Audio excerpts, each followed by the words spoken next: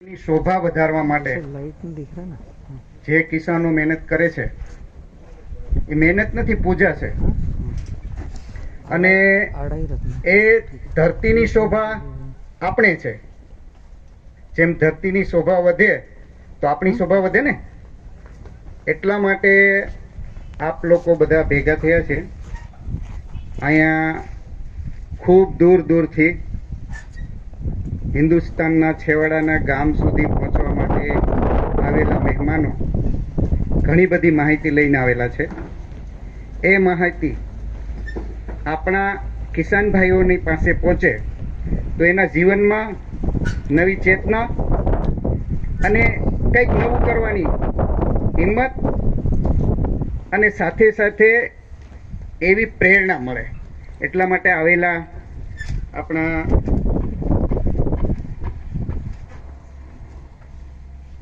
બલરામ જાટ રેવા flora culture તથા કિસાન પાઠશાળા ચલાવે છે અને યુટ્યુબ ઉપર એમના 5 લાખ ફોલોવર્સ છે. બરોબર.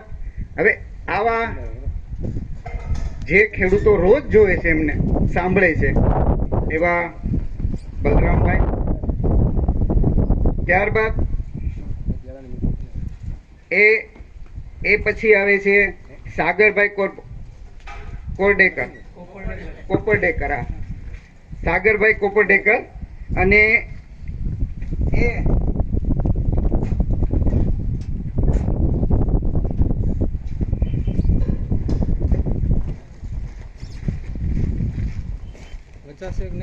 એ પોલોન એગ્રો પ્રાઇવેટ લિમિટેડ તથા ધરતી એક્સપોર્ટના એમડી છે અને મેમ્બર ઓફ ICAR એટલે કે ઇન્ડિયન કાઉન્સિલ ઓફ એગ્રીકલ્ચર રિસર્ચના એ મેમ્બર છે. અને એ જોરદાર ખેતી માટે પોતે એટલું ઇનોવેશન કરે છે કે ન પૂછો વાત. એના માટે આપણે એમને સાંભળશું. ત્યારબાદ આવે છે સુશાંતભાઈ. પોલન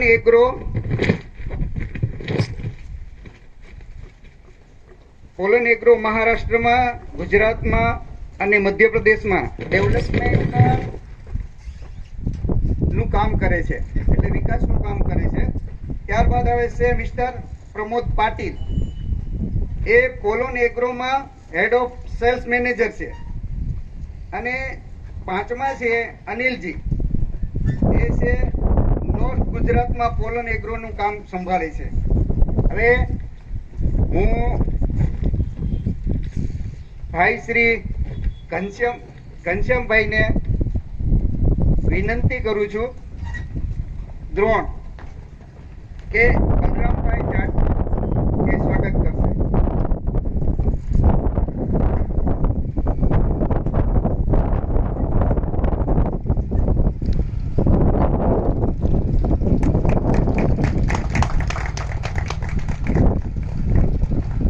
ધન્યવાદ ઘનશ્યામભાઈ. ત્યારબાદ સાગરભાઈ કોપરડેકર, એમનું સ્વાગત કરશે બાલકૃષ્ણભાઈ.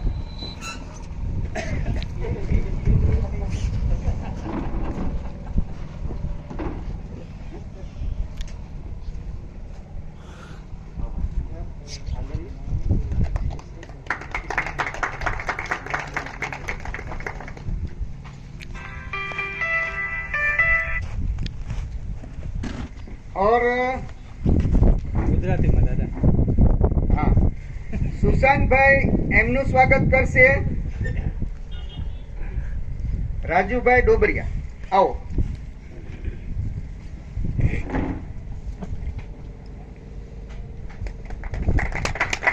ધન્યવાદ રાજુભાઈ. અને પ્રમોદ પાટીલજીનું સ્વાગત કરશે દુધાત નમનભાઈ. આવો નમનભાઈ.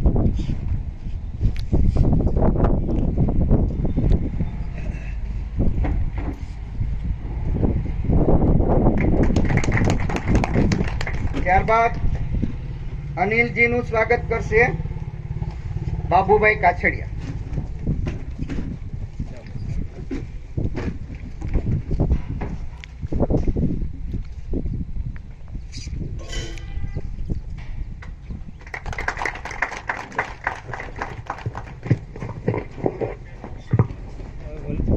હવે આ સ્વાગત સમારંભ પછી હવે આપણા આવેલા મહેમાનો ખેડૂતોને એકદમ ઉપયોગી માહિતી તથા માર્ગદર્શન આપશે.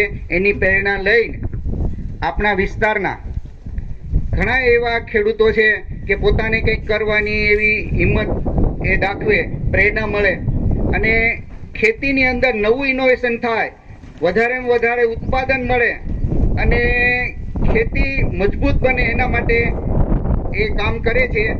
હવે હું એમને દોર સોંપું છું બલરામભાઈને. આવો બલરામ.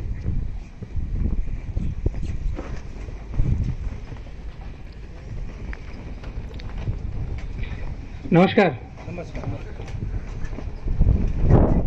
गुजरात में इस तरीके से लाड़ प्यार होता है ये मेरी अपेक्षा नहीं थी. गुजरात साणु छे. मैं लगभग गुजरात के अलग अलग जिले में घूम ही रहा हूँ. हम कुछ 2006 से एक मुहिम रन कर रहे हैं, किसान पाठशाला. जिन किसानों को नए हों, अगर जानकारी नहीं हो तो गूगल पर या यूट्यूब पर आप लिखेंगे किसान पाठशाला तो पूरा हिस्ट्री मेरा पता चलेगा, बलराम कौन है, कहाँ से है. और एक ही स्टेशन है हमारा, यूट्यूब पर चैनल है किसान पाठशाला, और जिसका उद्देश्य है सीखना और सिखाना. अगर आप लोगों के पास कुछ है तो हमें दीजिएगा, जो हम और भी देश के किसानों तक पहुंचा सकें. ऐसा कुछ जो यूनिक है, ऐसा कुछ जो किसान खर्च आधा उत्पादन ज़्यादा करने में मदद करेगा, ऐसा जो भी फार्मर से रिलेटेड आपके पास अच्छी जानकारी है या अच्छा कुछ बाइट्स है तो उसका हम स्वागत करते हैं. हम अभी आज यहाँ एकत्रित हुए हैं केले के लिए, है ना? केला कितने किसान कर रहे हैं? लगभग सभी कर रहे हैं, कुछ 5-7 हाथ नहीं खड़े हैं. तो आपके यहाँ का जमीन हमने घूमकर देखा है, अच्छा है, पानी प्रबंधन अच्छा है और क्लाइमेट जो समझ में आया है, जैसे गुजरात का और दूसरा स्टेशन जो एग्रीकल्चर में है केले में, या मध्य प्रदेश है, या महाराष्ट्र का तापी बेल्ट है, या छत्तीसगढ़ है, वहाँ पर टेम्परेचर की बहुत गड़बड़ी है. यहाँ भैया मैंने भी देखा था कि टेम्परेचर ज़्यादा डाउन नहीं जाता है और ज़्यादा अप भी नहीं जाता है. 45 तो नहीं जाता होगा, 40 के ऊपर नीचे, और डाउन में 8 से 10 डिग्री तक, 12 डिग्री तक. तो जैसे ये बाजू जाएंगे ना, हाँ, वैसे तापमान ज्यादा हो जाएगा. बराबर. ये बाजू जो दरिया के बेल्ट में जाएंगे तो तापमान नॉर्मल रहेगा. नॉर्मल. मेरा कहने का ये मतलब था कि ये जो स्टेशन है आपका, ये नेचुरल केले के लिए है और केला मुझे बहुत कम दिख रहा है. क्लाइमेट केले के लिए है, मिट्टी यहाँ की मैंने घूम के देखी केले के लिए है, और पानी यहाँ का जो मीठा पानी है, डैम ऑलरेडी है जो केले को सपोर्ट करने वाले हैं पानी. इसी दिशा में हम केले को बी किसान ग्रुप ने हाईलाइट किया है और एक संभाला है. वो ये कर रहा है बी किसान ग्रुप, एक फार्मर प्रोड्यूस कंपनी बनाया है, किसानों का खुद का कंपनी है, इसमें आप लोग चाहें तो जुड़ सकते हैं. और पूरे भारत में जितना केला प्रोड्यूस हो रहा है वो विश्व का 60-70% केला भारत उत्पन्न करता है. लेकिन भारत के बाहर जो जाने वाला केला है, ऐसे हम कहें कि जहां से ज्यादा मोटा पैसा आएगा इंडिया में, उसकी संख्या मात्र 2.5 से 3% है, जो लगभग हम समझ रहे हैं कि बहुत ही कम है. हालांकि भारत खुद इतना बड़ा है कि उसका खुद का कंजम्पशन है. यहाँ पर हमारे बहुत सारे राज्य इतने बड़े हैं जो अलग कोई देश का साइज है उतने बड़े हमारे राज्य. जैसे यूपी एक ऐसा राज्य है जो अलग कई 1-2 देशों के बराबर संख्या भी है और उसका क्षेत्रफल में साइज भी है. हम आज एकत्रित हुए हैं कि केले में क्या बेहतर कर सके, और आपके क्षेत्र की संभावनाएं हैं कि केले को साइजेबल बिजनेस के रूप में हम डेवलप कर सकते हैं. यहाँ की भैया एक और विडंबना है यहाँ की, मैंने जहाँ तक समझा है, लैंड है और खेत है, पानी है, पैसा है, लेकिन काम करने वाले नहीं है.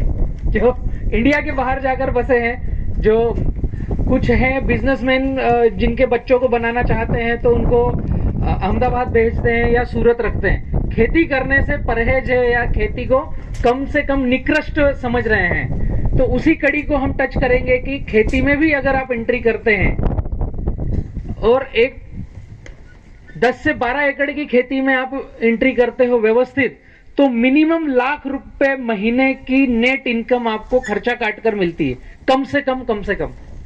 शायद हम कहीं नौकरी कर रहे हैं तो मुझे नहीं लगता कि लाख रुपए महीने की इनकम कोई बच्चा कमा रहा होगा और जी सर यस सर करके उसका दिन पूरा हो रहा है। पहले कहा जाता था कि उत्तम कृषि, मध्यम व्यापार, निकृष्ट नौकरी।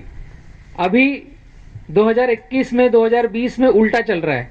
उत्तम नौकरी, मध्यम व्यापार और निकृष्ट कृषि कर दिया गया है, जिसको हम किसान पाठशाला के थ्रू पूरी तरीके से बदलने जा रहे हैं। और केले में साइजेबल अगर काम करना है, व्यवस्थित काम करना है, तो आपका क्षेत्र एकदम सुटेबल है। और आज जो आपके सामने बनाना पर चर्चा करेंगे, आप सागर कोपड़ेकर जी हैं, इनका थोड़ा सा परिचय मैं दे दूं कि हम सागर भैया को क्यों सुने, या मेरे साथ में आपके क्षेत्र में सागर भैया क्यों है। हिंदुस्तान में केले में काफी लोग काम कर रहे हैं, काफी टीमें हैं, काफी टिश्यू कल्चर कंपनियां हैं, काफी एग्रोनॉमिस्ट हैं और कई लोग इंपोर्ट एक्सपोर्ट कर रहे हैं, कई डोमेस्टिक में भी काम हो रहा है।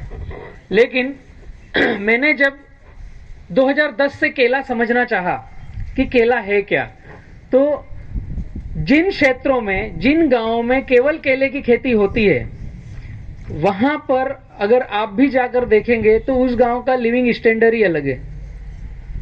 कुछ ऐसे गांव है, गांव की मैं बात कर रहा हूं, शहर शब्द बोला नहीं मैंने, कुछ ऐसे छोटे से गांव हैं, अगर इंडिया में Mercedes Benz, BMW, Audi launch होगी तो उस छोटे से गांव में जाकर उसका प्रचार होगा।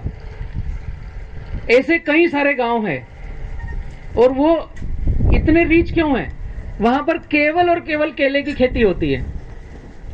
केले का फिक्स है कि 4 से 5 साल में 1 साल डाउन होगा और अगले 4 साल बम्पर होंगे, ये फिक्स साइकिल है केले में। और दूसरी फसलों में अगर हम देखेंगे तो 3 से 4 साल डाउन होगा, 1 साल लॉटरी लगेगी, उस लॉटरी के चक्कर में वापस 3 से 4 साल हम मेहनत करेंगे।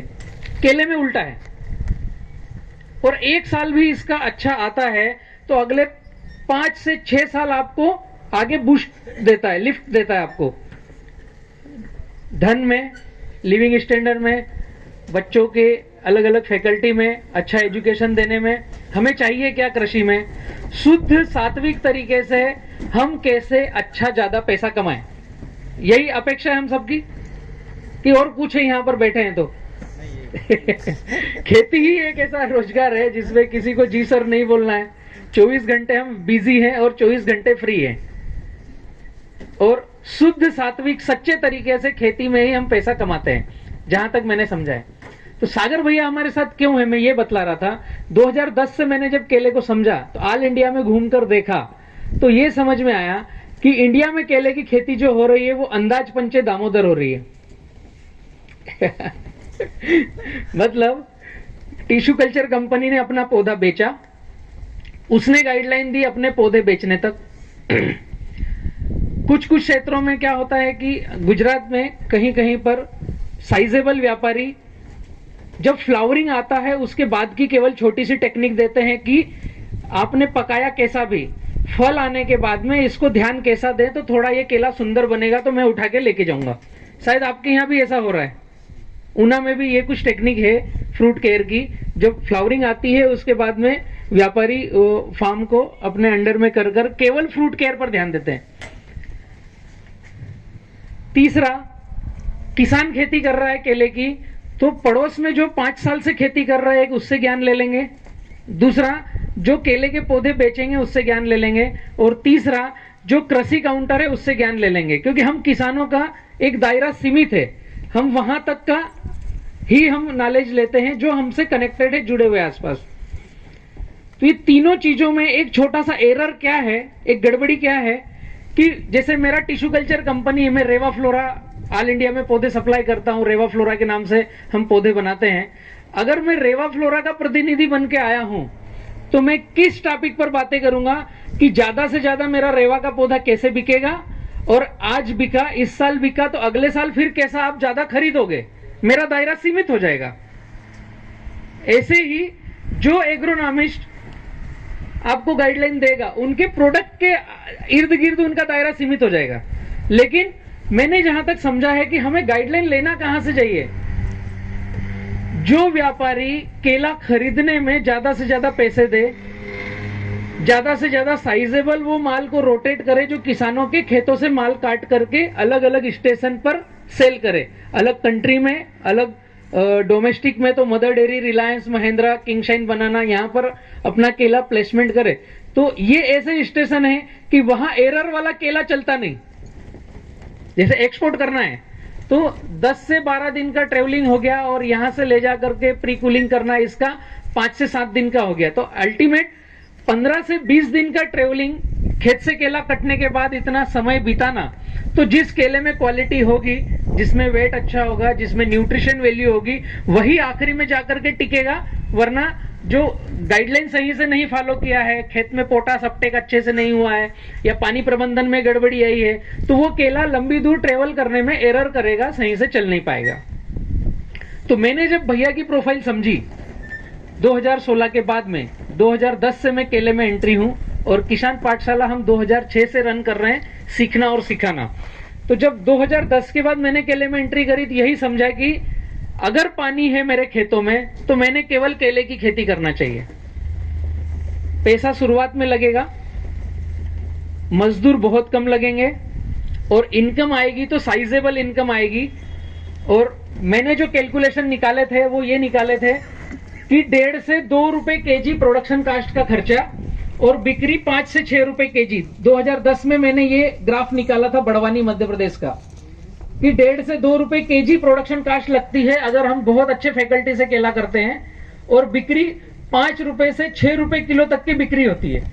आज और चेंज है, आज 2021 में काफी कुछ चेंज है, लगभग 3 रुपए किलो मैक्सिमम हो गया। कि बहुत ज्यादा एफर्ट लगाया आपने, बहुत अच्छी प्रैक्टिसेस करी, दुनिया के सभी तरह के नॉलेज ला करके आपने सभी तरह का फर्टिगेशन और एफर्ट लगाया, अच्छा पौधा लिया, तो 3 रुपए केजी तक मैक्सिमम जाना है। और जहां तक मैं समझता हूं, कोविड में भी धरती ने 7 रुपए के नीचे माल नहीं काटा है, बराबर है। धरती एक्सपोर्ट भैया का खुद का इंडिया का सेकंड लार्जेस्ट केला खरीदी करता है, ग्रुप इनका है धरती एक्सपोर्ट के नाम से। जब कोरोना चल रहा था, पूरे हिंदुस्तान में 2 रुपए, 2.5 रुपए, 1.5 रुपए में केला बिक रहा था, वहां भी धरती एक्सपोर्ट ने, जो इनसे किसान जुड़े हुए थे, 7 रुपए से नीचे 2020 में केले की कटिंग नहीं करी थी, खरीदी नहीं करी थी। तो 3 रुपए किलो प्रोडक्शन कास्ट, और बॉटम से बॉटम एकदम खराब कंडीशन में भी हम 7 रुपए किलो में अगर केला बेच रहे हैं, तो शायद एक अच्छी इनकम वाला क्रॉप है। और आज की परिस्थिति यह है कि आज 13 से 14 रुपए किलो का रेट है, और खर्चा वही है आपका 2 से 3 रुपए किलो प्रोडक्शन का। तो जब 2016-15 में मैंने टिश्यू कल्चर लैब डाला, और उसके बाद फिर साइजेबल सर्चिंग चालू करी, तो मेरे पास एक ही नाम निकल के आया कि मुझे केला खेती करना है तो ज्ञान किससे लेना है। भाई, एक तो पड़ोस में दुकानदार है, दूसरा जो पौधे बेचने आया है, या इंडिया में बेस्ट कौन है, तो एक ही नाम निकल के आया, सागर कोप्पड़ेकर। क्यों? जब भैया का एजुकेशन कंप्लीट हुआ और इन्होंने अपना पहला स्टार्टअप चालू किया, तो इंटरनेशनल प्लेटफॉर्म पर भी कुछ केले के बड़े बड़े व्यापारी हैं, जिनमें से एक का नाम है डॉल बनाना, एक है चकीता बनाना। ऐसे अलग अलग बड़े प्लेयर हैं जो इंडिया के बाहर साइजेबल केले की खेती करते हैं और पूरे वर्ल्ड में केले की सप्लाई करते हैं। आप अगर गूगल पे सर्च करेंगे या यूट्यूब पर DOLE, डॉल बनाना, तो आपको डॉल बनाना की पूरी हिस्ट्री मिलेगी, डिटेल्स मिलेगी। तो भैया का जब एजुकेशन कंप्लीट हुआ, जब कार्यभार इन्होंने संभाला, तो फिलीपींस के आसपास 12,500 एकड़ में आप ड्वेल बनाना को केले में गाइडलाइन दे रहे थे। ये कौन से सन की बात है भैया? 2006 के आगे पीछे 12,500 एकड़ को गाइडलाइन दे रहे थे कि आपको केला कैसे करना है और इंडिया में और वर्ल्ड में सप्लाई कैसे करना है। तो आप समझ सकते हो, जो व्यक्ति एक टापू को संभाल रहे थे, उनके पास नॉलेज कैसा होगा। दूसरा, आप गवर्नमेंट बॉडी जो ICAR है, उसके एक्रीडेशन बोर्ड में सदस्य हैं, जहां रिसर्च और डेवलपमेंट कुछ कुछ चलते रहते हैं, कृषि के अनुसंधान चलते रहते हैं। तीसरा, हिंदुस्तान के सेकेंड लार्जेस्ट केला खरीदार हैं आप खुद, धरती एक्सपोर्ट के नाम से। तो ये तीनों चीजें मुझे ऐसी समझ में आई कि ये एक स्टेशन है जहां से मुझे केले का ज्ञान अच्छा प्राप्त हो सकता है। तो मैं फिर भैया के साथ रुका, स्विच हुआ, इनको समझने की कोशिश करी। तो पहला मैंने जो समझा, मैं रहने वाला हूं बड़वानी मध्य प्रदेश का। बड़वानी मध्य प्रदेश से 120 किलोमीटर पे है शाहदा, महाराष्ट्र की बॉर्डर है, शाहदा नंदुरबार। जहां तक केला कोई व्यापारी लेने नहीं आ रहा था, केवल लोकल में बिक रहा था। और मध्य प्रदेश, गुजरात, महाराष्ट्र में जो केले की खरीदी बिक्री होती है, वो जलगांव से पर डे शाम को 5 बजे एक बोर्ड रेट ओपन होता है कि कल किस रेट में व्यापारी माल खरीदेंगे। तो उसके इर्द गिर्द केले के रेट तय होते हैं और उसके इर्द गिर्द माल की खरीदी बिक्री होती है। तो शाहदा नंदुरबार की ये कुछ समय पहले कंडीशन थी कि जलगांव का रेट अगर 10 रुपए किलो का ओपन हुआ है तो शाहदा नंदुरबार में 6 से 7 रुपए किलो की बिक्री होगी, क्योंकि न तो क्वालिटी थी, न क्वांटिटी थी, न कंटिन्यूटी था वहां पर। जैसे आज हम आपके क्षेत्र में आए हैं, तो मैंने पिछले समय भैया के कुछ प्लॉट विजिट किए थे, बालकृष्ण जी हमको लेकर गए थे, सुशांत भाई साथ में थे। तो ये समझने की कोशिश करी थी कि केला तो लगा दिया है, किसान सक्षम है कि मैं इसमें क्या करूं, अच्छे से खेती करूं मैं, लेकिन एरर बहुत सारे थे। जैसे ग्राफ क्या लेना चाहिए, लाइन से लाइन की दूरी, पौधे से पौधे की दूरी, ड्रिप प्रबंधन कैसा होना चाहिए। हम किसान करते क्या है, पड़ोस में 2 बोरी डीएपी डाला है तो मेरे को 3 बोरी डीएपी डालना है। हमारे किसानों की टेक्निक ये है खेती करने की और अच्छा पकाने की। इसलिए मैंने बोला किसान खेती कर रहा है, अंदाज पंचे दामोदर, अनुमानित हो गया, उसमें पक गया, उसको बेच दिया। तो हमने खेतों में जाकर देखा तो लाइन से लाइन का ग्राफ क्या होना चाहिए, पौधे से पौधे की दूरी क्या होना चाहिए, ये बेसिक थंब रूल है। ड्रिप का डिस्टेंस क्या हो, उसका ड्रिप का डिस्चार्ज क्या होना चाहिए, डबल ड्रिप हो या सिंगल ड्रिप हो। सबसे आखिर में आएगा कि डीएपी, यूरिया, पोटास कितना डालना चाहिए। ये फर्स्ट में है नहीं, हम सब किसान उसको फर्स्ट में रखते हैं। तो ऐसे ही नंदुरबार एरिया को डेवलप किया।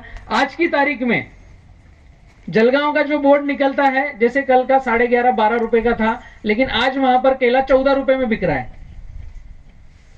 समझने वाली बात है, पहले जो बोर्ड निकलता था उससे कम कीमत में केला बिकता था, आज जो बोर्ड निकलता है उससे 100-200 रुपए क्विंटल आन में भाव है। तो वो आपकी बदौलत है। आपने वहां पर किसानों के साथ मीटिंगें ली, चर्चा करी। पहली मीटिंग में एक 15-20 किसान आगे आकर के चलना चालू हुए। आज नंदुरबार, शाहदा, किसी भी गांव में आप जाएंगे तो केला एकदम साइजेबल, व्यवस्थित, सुंदर। जैसे मैंने बताया कि सही व्यापारी चाहिए तो क्वालिटी, क्वांटिटी और कंटिन्यूटी, ये तीनों चीज चाहिए, तो व्यापारियों का जमघट लगता है। तो शाहदा में आज 10 से 12 व्यापारी साइजेबल बड़े व्यापारी हैं, तो ऑफिशियली छोटा व्यापारी अच्छा ही रेट देगा। तो इस तरह का नॉलेज, और ये हमें समझ में आया कि सागर भैया ज्ञान की खान है। तो आप जितनी देर रुके, जितनी देर बैठे, अपना मोबाइल साइलेंट करें, और मैं ज्यादा खींचने की बजाय भैया से ही सुनते हैं कि हम यहाँ पर केले को कैसे डेवलप करें, किस दिशा में आगे बढ़े, और यहाँ पर केले का एक साइजेबल प्लेटफॉर्म बनाएं। मुझे भी भैया ने कमिटमेंट किया है कि अगर मैं इनको सपोर्ट करता हूं तो मैं रहता हूं बड़वानी नर्मदा बेल्ट पे, नर्मदा जी के किनारे पर। वहां केला कुछ होता है। वहां की मेरी विडंबना है कि नर्मदा जी के किनारे पर जहां 24 घंटे का पानी है, वहां फार्मर मक्का लगाता है, सोयाबीन लगाता है और काटन लगाता है, जिसकी जरूरत ही नहीं है पानी वाले क्षेत्र में। भाई पानी है तो आप साल भर पानी का यूटिलाइज हो, ऐसी फसलें लगाओ। तो भैया ने कमिटमेंट किया है कि मैं अगर वहां इनको साथ में लेकर अच्छे से दौड़ता हूं तो हिंदुस्तान का सबसे बड़ा एक्सपोर्ट का हब बड़वानी बेल्ट को हम बना रहे हैं। वैसे ही शुरुआत बालकृष्ण जी ने यहाँ पर आपके यहाँ करी है, पहली मीटिंग हो रही है। अगर आप लोग साथ में चलते हैं, हम समझते हैं, तो यहाँ भी कुछ केले में साइजेबल काम किया जा सकता है। भैया आप ही की जरूरत है, कुछ ज्यादा ही बोल देता हूँ। सागर को पड़ेगा।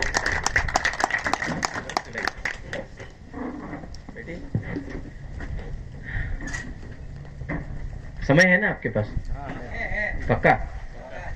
तो गुजराती लोग सुबह खाने में भागते हैं, 11 बज गए तो भाग गए हैं? नहीं है पक्का? ठीक।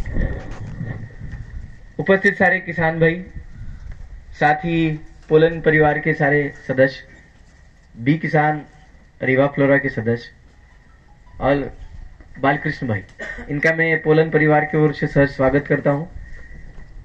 मैं सागर कोपरडेकर, काफी समय से केले में काम करने का सौभाग्य प्राप्त हुआ है। 2006 से जैसे मेरा ग्रेजुएशन पूरा हुआ तो 2006 से एक मुझे मौका मिला, और जैसे भैया ने बोला कि डोल बनाना, डोल आपने यूट्यूब पे देखा होगा, तो एक बहुत बड़े लेवल का प्लेटफॉर्म जो सबसे पहले उसकी शुरुआत वो ग्रुप की किंग ऑफ मस्कत से हुई थी। मस्कत के राजा ने उस ग्रुप को, उस कंपनी को पैदा किया। शुरुआत हुई, कुछ ही समय के बाद यूरोपियन कंपनी ने उसको हायर किया, फिर उसके बाद आज 2019 में फिर चाइना की कंपनियों ने उसको हायर किया है। तो ये सारा जो डोल है वो फिलीपींस में है, काफी मात्रा में खेती करते हैं, बड़े लेवल पे खेती करते हैं। वहां पे खेती किसानों के पास नहीं है, वहां गवर्नमेंट के पास लैंड है, तो गवर्नमेंट लीज पे देती है। पब्लिक बहुत सारी इकोनॉमिकली वीक है, तो वहां गवर्नमेंट बाहर से कंपनियों को इनवाइट करके वहां खेती बाड़ी संभाली जाती है। और बड़े साइजेबल साइज में, जैसे केला है, साथ ही पपैया है, साथ ही पाइनएप्पल है, साथ ही इसके साथ वाटरमेलन है। ये फसलों में बहुत बड़े लेवल पे, यानी 10,000 एकड़, 15,000 एकड़, 40,000 एकड़ का एक एक फील्ड है, यानी 4 पहाड़ है, उसके बीच में जो खेती होगी वो सिंगल एक ही टुकड़े में फार्मिंग में चली जाती है। तो हार्वेस्टिंग भी एक साथ निकलता है, पूरे 365 दिन ऑटोमेटिक, यानी रोपवे से आपने देखा होगा यूट्यूब पे कि किसान की खेत एक एक अलग दायरे से वहां पे नुंगर को लटका दिया, तो रोपवे से कनेक्ट होके 4 टन 5 टन के लॉट से लॉट में पैक हाउस पे चला आता है। तो वहां पे ब्रूजिंग नहीं होती है, टच ज्यादा नहीं होता है, तो केले में ऊपर की जो नेचुरल खूबसूरती है वो बनी रहती है। हमारे में थोड़े से वो गड़बड़िया है। आगे बढ़ते हैं, सुनना है ना? पक्का? मैं अकेला नहीं बोलूंगा, आपको भी बात करनी है ना? 1 वे नहीं, 2 वे होना चाहिए। यहाँ कौन से महीने में केला लगता है? जून जुलाई, मई जून की जून जुलाई, जून जुलाई। हाँ, जून जुलाई में ही क्यों रखते हैं? गर्मी ज्यादा नहीं होती, गर्मी थोड़ी कम हो जाती है, और बारिश का टाइम होता है। बारिश से टाइम से क्या फायदा होता है? गर्मी कम हो जाती है, ह्यूमिडिटी ज्यादा हो जाती है, ह्यूमिडिटी बढ़ जाती है। अच्छा, मार्च में लगाते। तो आपका एक्सपीरियंस क्या रहा? मार्च में सही रहा कि जून का सही रहा? मैंने फर्स्ट टाइम मार्च में अभी 3-4 दिन पहले किया है। अब भी पहली बार ही किया है? अच्छा, 70-30 को फॉलो कर रहा हूँ, बलराम भाई का। अच्छा, 70-30 के फॉर्मूले को आप फॉलो कर रहे हैं। अच्छा, इससे पहले कभी जून छोड़ के किसी ने लगाया है? फरवरी में लगाया है? 2000 पिछले साल? हाँ,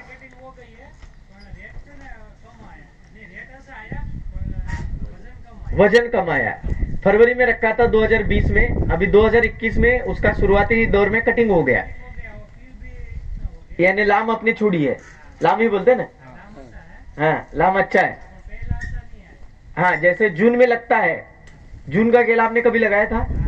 तो जून की जो वजन आई वो फरवरी में नहीं आई। पक्का? लेकिन भाव अच्छे मिले। क्या भाव मिला? 200 के ऊपर मन गया, 20 किलो, ये मन होता है।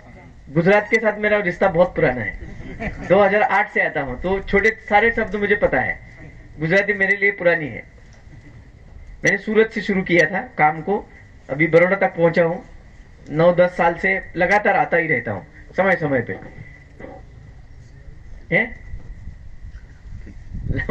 लाऊं। सही समय क्या है? ये भी एक बहुत खेती में या किसी भी बिजनेस में, कोई भी बिजनेस में, खेती को बिजनेस के तहत पे देखता हूं, तो उसमें समय की बहुत मायने रखता है। समय, या समय की बहुत कीमत है।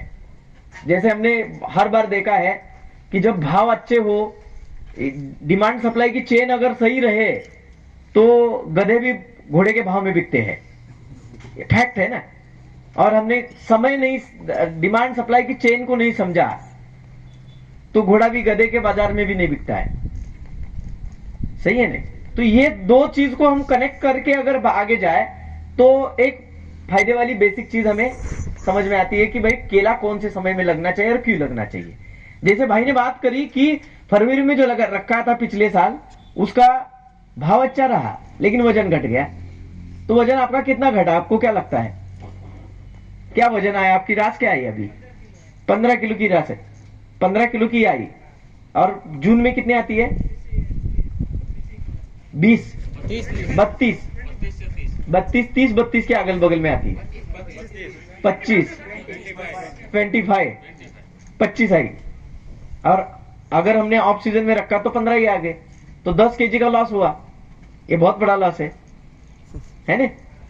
और तकलीफ भी ज्यादा है गर्मी में। जून में रख दिया पौधा तो अपने आप बढ़ जाता है, ज्यादा तकलीफ नहीं है ना। दोनों भी अपनी अपनी जगह पे है। तो लगाना कौन से समय में है वो भी एक निश्चित होना चाहिए कि भाई ये समय में केला लग गया, तुम ये फायदे हैं, ये नुकसान है, तो ये समय भी सही है। करेक्ट है? क्लियर? यहां से केला कौन से बाजार में जाता है? मार्केट क्या है? लोकल। बाहर कोई मार्केट का एक्सेस नहीं है। 3-4 साल में एक आध बार ऐसा होता है, कोई दिल्ली वगैरह की गाड़ियां आ जाती है, कभी बहुत बाहर नहीं मिलता, वरना तो यहाँ का लोकल ही। अच्छा, दिल्ली तक पहुंचता है? पिछले साल गया था, थोड़ा गया था, 15-20 दिन के लिए चला। वो 15-20 दिन जो दिल्ली मार्केट चला तो कुछ फायदा हुआ? रेट तो थोड़े अच्छे थे, रेट बढ़ गए थे, 200 आसपास थे। 200 के आसपास थे। अगर लोकल चलता है तो उतना नहीं मिलता है या नहीं मिला होगा? लोकल भी मिलता है यहाँ 140 से 200 तक का रेट तो चलता ही है चलता ही है सर, पूरा? पूरा 180, अभी 180 से 200 तो चलता ही है। आज भी चल रहा है? हाँ, और अच्छे माल का जो है, अपने जो साइजेबल माल का, हम्म, वो 220 के ऊपर भी है। 220 के ऊपर और है। इसमें व्यापारी भाई आए हैं, आए तो हैं? भी आप पूछ लो। अच्छा, कौन व्यापार करता है केले में? डीजल भाई कहाँ से भाई, आए हैं? जवाब अच्छा। दो। आपके यहाँ के एरिया की केले की खासियत क्या है जी? अच्छा ही क्या है? क्या है? क्या बात बढ़िया आती है? शाइनिंग अच्छी आती है, कलर अच्छा आता है। कलर अच्छा आता है, बराबर है ना। समझने वाली बात यही है, यहाँ पे आप जो अभी जो टच कर रहे हैं वो बेसिक चीज है। यहाँ की जो एनवायरमेंटल आपकी जो गॉड गिफ्टेड चीज है वो क्या है उसको समझना जरूरी है। अगर हम बंबई में जाके सब्जियां उगाए तो 5 करोड़ रुपए या 25 करोड़ रुपए की 1 एकड़ की लैंड है, क्यों सब्जी उगाएंगे वहां? तो जो जगह है उस जगह की लोकेशन की वैल्यू है, एनवायरमेंट की भी वैल्यू है, समय की भी वैल्यू है। बात सही है कि गलत है? अभी सूरत के बगल में खेती कौन करेगा? डायमंड वाले ने तो 1 बीघा की प्राइस ऐसे भी 70-80 लाख रुपए के ऊपर लेके गए थे, अभी तो 5-5 करोड़ रुपए हो गई है। बात सही है नहीं? तो वहां कौन खेती करेगा? तो उधर वाले पटेल भाई बोलते हैं कि क्या रखा है खेती में, 1 बीघा निकाल दिए तो मेरे बच्चे तक का तो हो जाता है। तो उनकी सोच उनकी जगह पे भी सही है। अगर 1 बीघा में से गन्ना कितना शिरडी काटी हमने, तो अगर 15-20 टन की शिरडी होगी तो उसमें रखा ही क्या है? तो डायमंड वाला एक भाई 5 करोड़ दे या 4 करोड़ दे, उसमें से ब्याज में ही भाग जाएंगे हम। अपनी अपनी जगह पे है, क्या गलत है? बात जो है वो सही है, सच्चाई भी है। 1-2 लोगों ने खेती को पकड़ के रखा, फिर समय आया, फिर वो थक गए, फिर उसने भी छोड़ दिया, तो अभी वो सूरत वाला पूरा इलाका अगर हम देखते हैं तो कमर्शियल हो गया। प्रैक्टिकल है नहीं? तो ऐसे ही हमारे एरिया की खासियत क्या है कि आपने जैसे बोला कि हमारे एरिया की यहाँ की खासियत जो समंदर किनारे से 100 से 200 किलोमीटर के दायरे में जो भी एरिया आते हैं, और जो एरिया आते हैं साथ ही जिनके बगल से ईस्ट की ओर समंदर है, समझने वाली बात है। इनका एनवायरमेंट जो रहता है, ये एनवायरमेंट में टेम्परेचर का जो रेशियो रहता है वो ना डाउन जाएगा ना अप जाएगा। और यही एक खूबसूरती हमें इंडिया में पाई जाती है आंध्र प्रदेश में। कहां में पाई जाती है? आंध्र प्रदेश में। और यही सी चीज से आंध्र प्रदेश क्लिक हुआ पिछले 5-6 साल पहले केले नाम की चीज को खाने के लिए उनको कर्नाटक से लेके जाना पड़ता था। आज की स्थिति ऐसी है कि वहां का केला आज पूरी दुनिया खा रही है।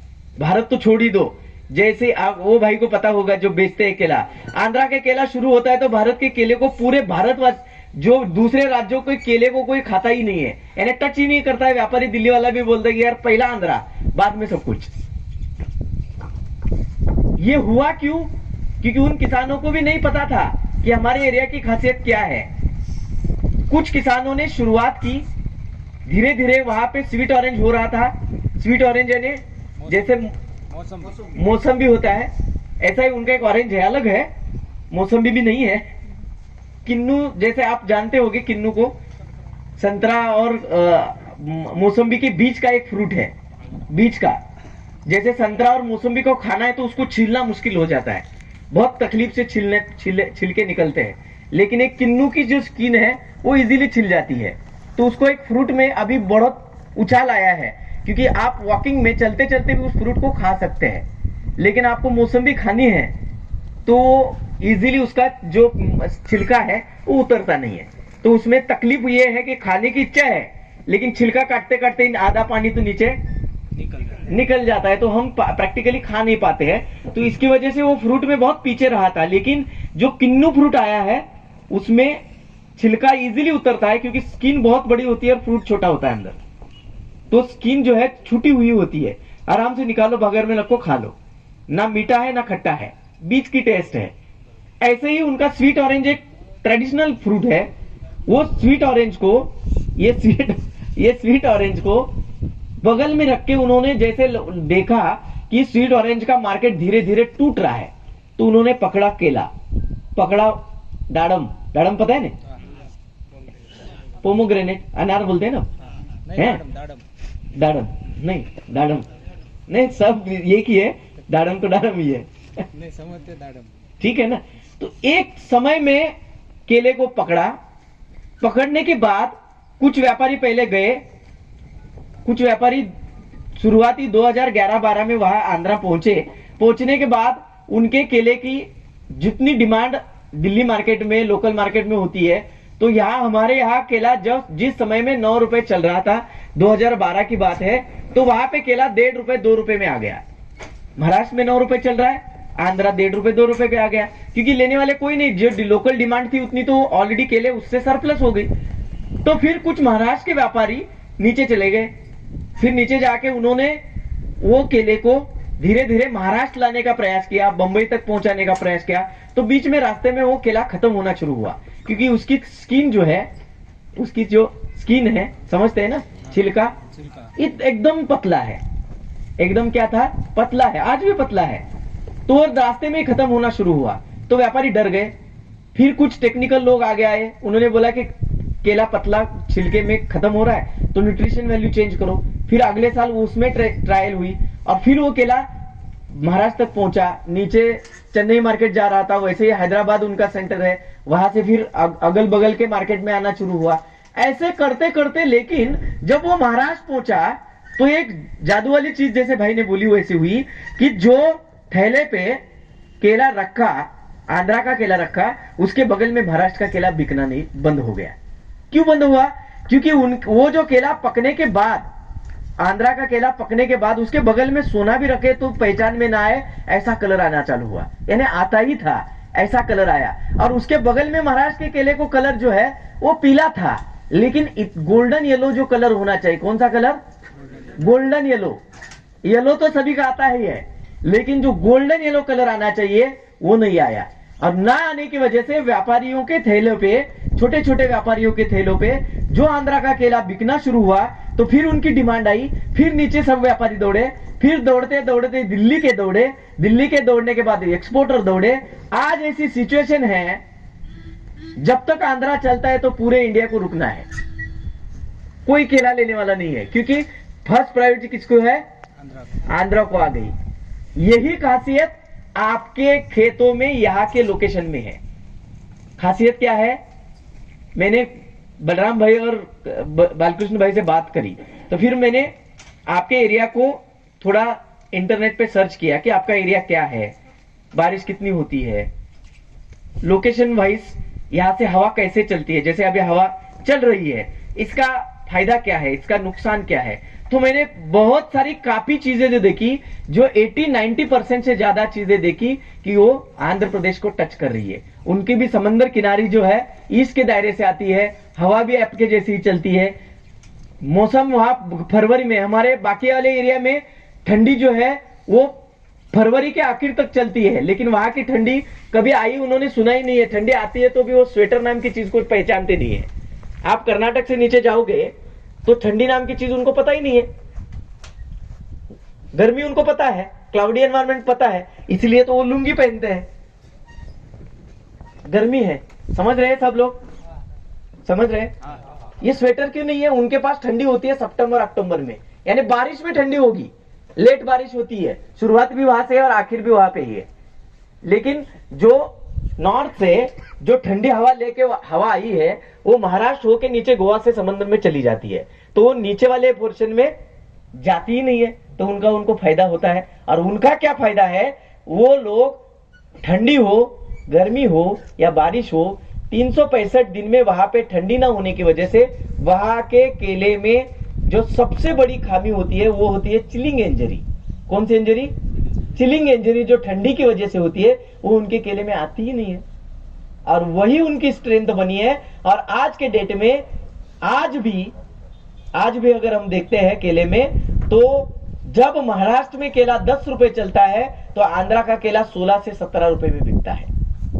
अभी दिल्ली वाले को महाराष्ट्र से नीचे जाके 6 रुपए का एक्स्ट्रा ट्रांसपोर्ट डाल के, फिर उनको 4 रुपए का एक्स्ट्रा ट्रांसपोर्ट डाल के दिल्ली तक ले जाना है, फिर भी वो 6 रुपए किसानों को ज्यादा देके 10 रुपए महंगा केला महाराष्ट्र, गुजरात या मध्य प्रदेश से 10 रुपए महंगा केला लेके दिल्ली बेचते हैं, लेकिन वो महाराष्ट्र एमपी का केला लेने में दिलचस्पी नहीं रखते। इसकी वजह क्या है कि जब तक आंध्रा की गाड़ियां चलती है तब तक बाकी वाले केले ठेले पे बिकते नहीं है।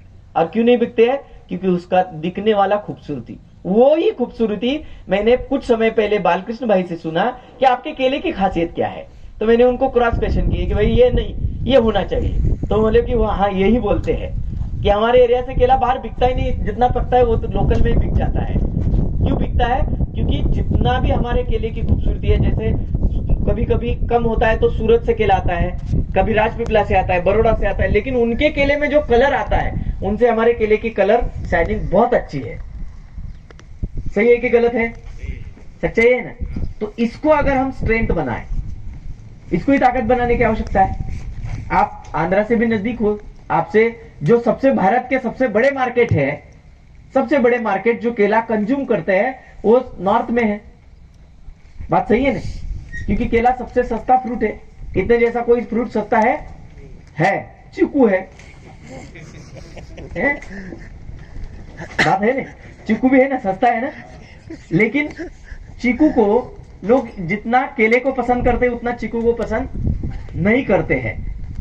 लेकिन चीकू में प्रोडक्शन भी नहीं है जितना हम केले में ला सकते हैं। तो कमर्शियली किसान और व्यापारी या कंज्यूमर, इनको तीनों को वायबल केला है, क्योंकि पूरी दुनिया में कहीं भी घूमो 2 ही फ्रूट कॉमन दिखते हैं। कहीं भी जाओ, मैं जितना घूमा हूं दुनिया में, कहीं भी फ्रूट मार्केट चला जाओ, या जैसे हमारा थैला वैसे उनके छोटे फ्रूट स्टॉल होते हैं, वहां जाओ तो 2 फ्रूट 365 दिन दिखते हैं, और वो होते हैं एक एप्पल और दूसरा केला।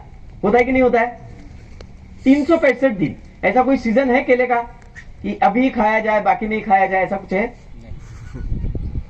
ज्यादा हो रहा है? सच समझ में आ रहा है ना? तो इस स्ट्रेंथ को अगर हम समझे, इस ताकत को अगर हम समझे, तो ये ताकत ही आपके, मैंने अभी देखा कि मेरे को दुख हुआ कि मैंने देखा कि 2-3 डैम पानी से भरे पड़े हैं, और इतना पानी होने के बावजूद भी बगल में मूंगफली लगा रहे हैं। तो हमारे यहाँ तो जूते मारेंगे, क्योंकि 7 किलोमीटर तो हम पानी लाते हैं, 5 किलोमीटर पानी लाते हैं, 3-3 मोटर बीच में डालते हैं, उसके बाद लाके पानी में हम फिर ड्रिप लगाते हैं, फिर बूंद बूंद हिसाब करके द्राक्ष को देते हैं, अंगूर को देते हैं, ये अंगूर या अपने पोमोग्रेनेट या ग्रेप्स को देते हैं। फिर अभी नए जो फ्रूट आ रहे हैं, जैसे कस्टर्ड एप्पल की खेती बढ़ रही है हमारे यहाँ में, अभी मैंगो की खेती अभी जो इस एरिया में नहीं हो रही थी वहां पे हो रही है। तो ऐसे जो क्रॉप लगाए जा रहे हैं उनको बूंद बूंद से नाप नाप के हम पानी दे रहे हैं, क्योंकि पानी की कमी के कारण पानी कम है। आपके एरिया में इतना भरा पड़ा है, फिर भी हम देखते क्या है, खेती भी खाली पड़ी है और सीजनेबल हम लगा रहे हैं। इसका कारण क्या है? इसके दो कारण है। जो अगर साइजेबल अगर खेती से अगर रिटर्न मिले, साइजेबल, समझ में आ रहा है कि भाई साइजेबल अगर रिटर्न मिले तो कौन अहमदाबाद भागेगा?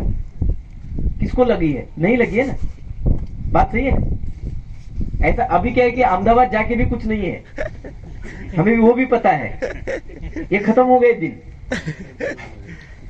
अभी तो यहाँ बैठे हुए को भी अमेज़न से अहमदाबाद की बीच गली से भी इधर कुछ कुछ आ जाता है, आ रहा है ना। हम ऐसे सोचते हैं कि हमारा कोल्हापुर का एक खासियत है, वो हमारा चमड़े का चप्पल बहुत फेमस है। तो कश्मीर वाला बोलता है यहाँ तो 400 रुपए में आ जाता है। बहन तो बोला कि बहन मैं खरीदने जाता तो 1000 रुपए में आता है, तेरे को भी 400 कैसे मिल रहा है? तो ये दुनिया भी गोल हो चुकी है। अभी ऐसे कुछ नहीं है। आपके यहाँ के गुजरात के लोग पूरे भारत में भागे, फिर इधर बड़ौदा से, राजकोट से किलो किलो में स्टील के